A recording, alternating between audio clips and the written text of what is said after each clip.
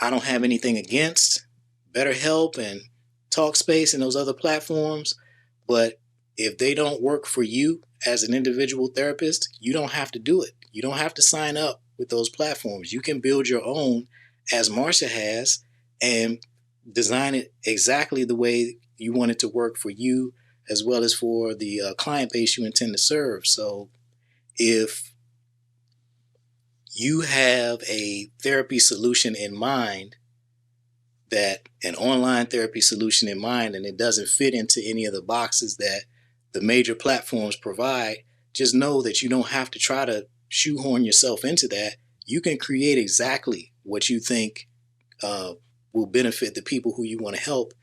And Mighty Networks is the platform that I recommend you use for it. There are others, look around, but I'm giving you a place to start. And I suspect if you start there and start building there, you will find that this is what you needed, and you won't have to keep looking farther. But yeah, this is. I feel like the Mighty Networks platform is a tool of empowerment, particularly for the mental therapy community, and I promote it unabashedly because I feel like it's a tool that can help people. So we talked about.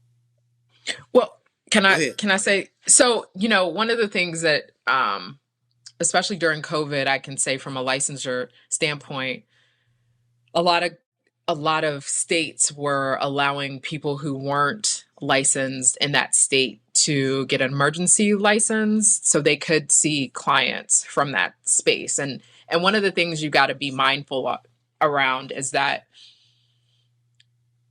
therapy is help, right? And so when we think about those words, it's kind of like you got to put that caveat out of you're not doing one-on-one therapy. But if there's, for me, my tagline for Marsha Heals is self-care isn't selfish. And so that's the tenet, that is the tenet of all the sub communities, is kind of how do you make sure that you're taking care of yourself?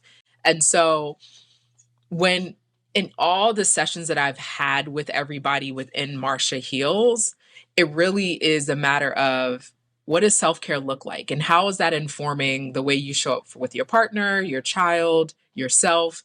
And how does that impact your day-to-day professionally and personally?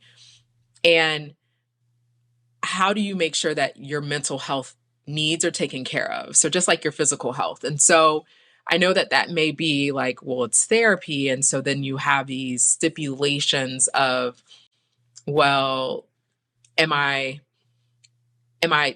responsible for their well-being? You got to think about, what is the tenet? So mine is self-care isn't selfish, but what do you want to get out to your community, or how do you want to heal your community on a different scale? And so, yes, you would bring your mental health experience as a provider, but somebody might want to do, let me see, like healing the mother's wound, right? Like your wound of what your mother may have done, and kind of you're really bringing your expertise to the space, but understand your people, the community members, people that are within your community will help facilitate that space as well. So you're there as a guide, but it's totally different than being in a session. As I'm speaking to therapists, it's totally different than that. It's just kind of like you can provide information, and then the people that are within your community will really start sharing and healing, and you don't have to do much. You're just kind of like, and you can bring in other providers, you can bring other people who are experts in certain spaces that you're not, but you're just really feeding these people who want to be fed. So I just wanted to put that out there.